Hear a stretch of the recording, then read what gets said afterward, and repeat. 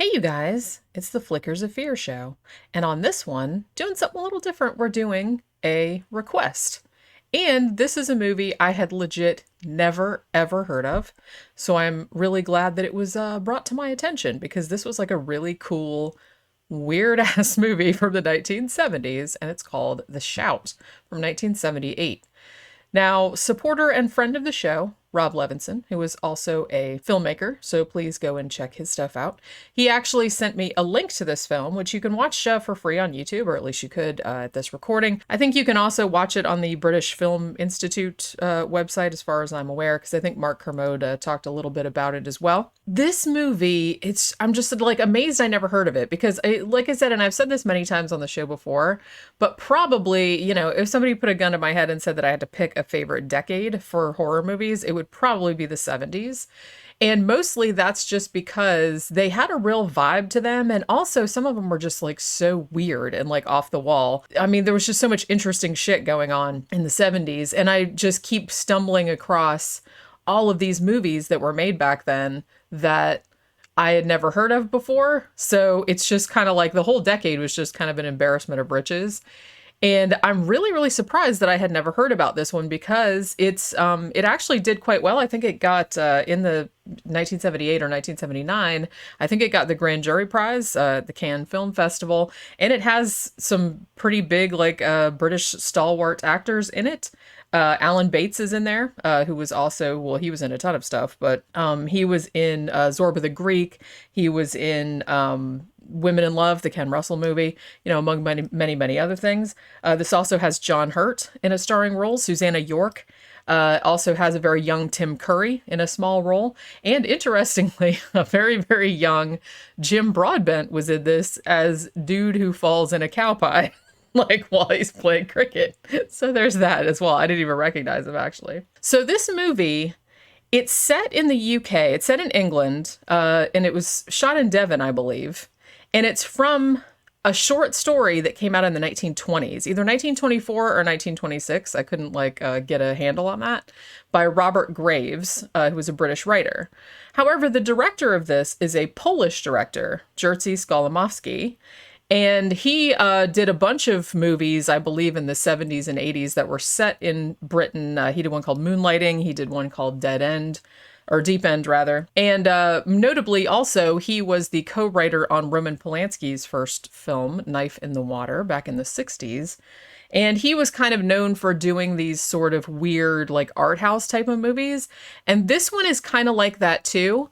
But it was just so weird. I just loved the vibe of this, and I just love the concept of it because it's just so bizarre and off the wall. And like I said, this is one of those weird things that like you saw in the 70s and really not any other decade. I mean, there was really something about the 70s. I don't know what it was. This movie reminds me of, I don't know, like maybe I'm totally crazy with this, but it gave me a Picnic at Hanging Rock sort of vibe, the Peter Weir movie. It reminded me also of Robert Altman's Images, which also had Susannah York in it, now that I'm thinking about it. Had a little bit of The Wicker Man, and it almost had a little bit, I don't know, it's not exactly like the William Friedkin movie, The Ninth Configuration, which was also weird as shit. They're not really that similar, but they kind of like, they gave me the same kind of feeling about it. I don't really know if I can explain it better than that. But so if you like those four movies, then you probably should like try and seek this one out because it'll probably be right up your alley because it's like this movie is like weird as shit. And as far as I know, I haven't read the short story that it's based on, but I did read a pretty like in-depth synopsis of it. And it seems like this was a pretty faithful adaptation of the short story. So let me see if I can explain what's going on. So at the beginning, it's a story within a story. So you have like a frame story at the beginning. The frame story is that there's a cricket match, and it's like the local townsfolk playing against the inmates of an insane asylum. So they're all like playing this cricket match. Now, Tim Curry's character, who's playing a character called Robert Graves, who, if you'll remember, is the name of the real guy that wrote the story that this movie was based on. So he's playing that character. I don't think he's an inmate at the time. He just came there like to help out with the cricket match or something from what I could determine. So he's there to be a scorer for the cricket match. And he's in the little booth. Forgive me, British people. I really don't know much of anything about cricket. Like, I kind of get the gist of it, but I don't know any of the lingo or anything like that. So forgive me if I like really mess something up. Because most of the time I'm like playing, I'm like, how the fuck do you even play this game? I don't know. But yeah, so apparently there's 2 scorers. And Tim Curry's character, whose name is Robert Graves, like I said, is one of them. And then he's in the little scoring booth or whatever it is with this other creepy dude played by Alan Bates. And this guy's name is Charles Crossley. And while they're talking, Crossley, who is very kind of a little weird and very, very intense, he's basically like, I'm going to tell you a story and every bit of it is true. It's like, can I, tell you the story? Will you still be able to score like while I'm telling it to you? And, Tim Curry's like, sure, man, whatever. So most of the movie, so that's kind of like the frame story, that there's like a bunch of people playing cricket, some of whom are insane asylum inmates. And then there's these 2 guys in this thing, and he's telling about a story of something that happened before. So it's like kind of a flashback. So the story that he tells is quite a doozy. Basically, there's a dude named Anthony, played by John Hurt.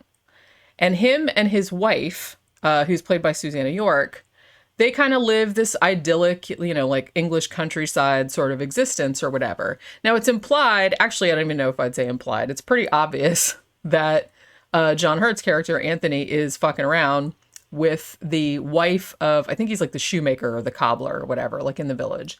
Now, Anthony is a musician. He plays the church organ, like for the services and stuff.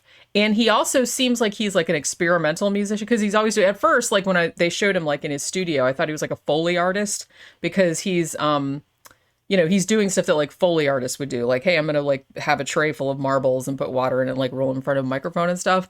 But I guess he's supposed to be like an experimental musician. So that's what he does kind of on the side. He's also real into Francis Bacon, the painter. So there's like a lot of Francis Bacon type of imagery in this. Well, not just type of imagery, but he has like Francis Bacon, pictures and stuff like of his paintings, like on the wall and stuff. So like I say, you can kind of see what vibe this movie's giving off. So he's at, he comes back from the church service one day where he's been playing the organ. Now, Alan Bates, as Crossley, has surreptitiously let the air out of Anthony's tires, like on his bike. So that when Anthony is there trying to fix the bike so he can go back home, Crossley is basically like used that for distraction. So he could sit there and kind of talk to him. And he really kind of gets up in his shit and he's like talking about, what did you think about that sermon? And he's kind of talking about sort of, religious-y kind of stuff. And then basically he very cheekily invites himself to lunch. He's like, oh, I'm on a walking tour. I haven't eaten in 2 days, blah, blah, blah. So it's almost, and he's being kind of like, not aggressive, but he's being like real pushy.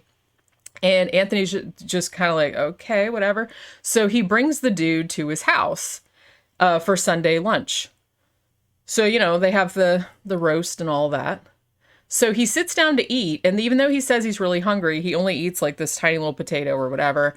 And you know that he's up to something sketchy, not only because he's saying really weird shit and acting really weird and creepy, but they tell him like he wants to wash his hands. Like he smushes a fly with his finger, like on the window. And then he asks to go to the bathroom so he can wash his hands. And then he's kind of like farting around in their house. Like he goes in the spare room and like tears the, like the duvet off, and he's like sticking his face into Susannah York's like pantyhose. And it's like, so he's doing like weird shit like that. So then he comes back down, they're all eating. It's super awkward. And then he starts saying that he lived in the Australian outback for 18 years and that he had an Aboriginal wife. And he basically says that he killed all his children in this head, like, but that was okay. Like it was legal.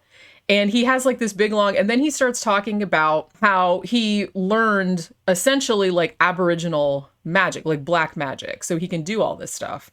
Now I should note too, that before they even met this dude, like before Anthony even met this dude outside of the church, like him and Susannah York were like, they were out on the dunes or whatever, and they had both fallen asleep and they both had the same dream about this dude in like a top coat, like a tailcoat, coming toward them, like pointing a bone at them or something like that. So they both had the same dream. So you know that this guy has like some supernatural shit going on. So at first you kind of think like, is this dude nuts? Like he says that he can do all this, like he can do all this black magic. And he talks about like pointing the bone at people and making them die. And then he says, and this is why the movie is called The Shout, he says that he learned to do, and it took him a really long time, but he learned to do this thing called like the desolate shout, I think it's called, where basically it's just this noise that you make and everyone that hears it will drop dead. So Anthony obviously does not believe this, but he is intrigued because, like I said, he's an experimental musician. So he's like, oh, I'd be really interested to hear that. Because he doesn't really believe him, obviously, because if somebody told you that, like, you totally would not believe it. So, Crossley's, yeah, but you would die. So they work out this thing where he kind of like plugs his ears somewhat or whatever. So then they go out to the dunes. He's like, we'll go way out to the dunes like early in the morning when no one else is around because I don't want to accidentally kill people with my magical shout voice, you know what I mean? So they go out to do it and it's like, and he does it and it's this crazy fucking like primal, like fucking, it sounds like, I don't even know, like it sounds like a fucking jet taking off or something like that. It's crazy. So he goes out there and he does it and it works, meaning it doesn't kill Anthony, but it does for sure, like knocks him out. And then you see like later that it has killed some other people, like it killed like this shepherd and his sheep and stuff like that. So there's like dead animals like all around and whatnot. So it's just like this crazy shit. But then Anthony turns up like in bed later and he's still okay. And then the dog is okay. Like, cause they took the dog with him and it looked like the dog got killed also by the voice. The thing about, so Crossley, apparently this might be an unreliable narrator situation because it's left kind of ambiguous because it's Crossley telling this story to Robert Graves or Tim Curry's character in the present. And Crossley is in the asylum. He's like an inmate there. So you're not really sure if he's just talking about this, like he's just making it up because he's a nut, or if this shit really happened. Because when he's talking about the story in the past, like, when he does the shout, it really does work. So you're not really, like I said, it's a weird fucking movie. It's like really, really weird.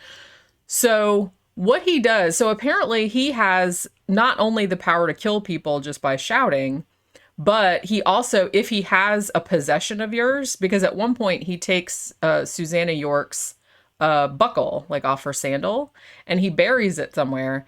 And so he is like, has control of her now. So basically he makes her fall in love with him. And so much so that she's just kind of following him around everywhere. And it's like Anthony comes back to the house and Crossley's there and he's like, oh, well, I'm taking your wife Rachel to bed and there's nothing you can do about it. And he's like, what the fuck? And she's just like, yeah, that's how it goes, man. You know what I mean? So it's just like, so he's basically like taking over, like he can use black magic to control people. You know what I mean? And he can like tell them what to do. He doesn't really seem to have a motivation for this or reason for this. It's just, he's just telling this story. Like I just randomly targeted this couple just because. I don't really know. Like, there's no intention. Like, I mean, there's no reason for him to target them in particular, or not that's revealed anyway. So he basically just insinuates himself like, yeah, I'm going to stay in your house for a few months and you do. And like, they have to do what he tells them to do because he has like black magic power over them. But as it goes on, it ends up that finally Anthony comes to the realization of what's going on. And he goes to the dune where he and his wife, Rachel, who's played by Susannah York. I know I called her Susannah York like all the time, but her name's Rachel in the movie. So he goes to the dune where they were sleeping at the first time and he digs around and he finds all the stuff because Crossley hasn't just been controlling them. He's also been controlling, because like when he shouted, like a lot of people in the village like got sick. Like some of the people died like out in the, they were out in the dunes and stuff, but people in the village got really sick or they felt really weird or whatever. And I think he was also controlling the shoemaker, the cobbler guy who they had gone to like fix Rachel's shoe. And so there was all kind of weird shit going on. So Anthony goes back to the dune and he digs around and he finds all the stuff. And then he finds this one thing that's like a rock. And from something that Crossley said to him before, he's like, oh, this is like the source of Crossley's power. So he starts to break it. And then at that point, Crossley's power starts to dissolve. The cops come to get him for the kids that he killed. Like I said, he said that he killed his own children. So the cops came and then he starts shouting and like people start dropping dead. And it's this crazy fucking story. And then it jumps back to the present day, like on the cricket field. And It started to rain really hard. All the insane asylum people are like flipping out because, they're like stripping their clothes off and screaming and whatever. And it's just like this chaos.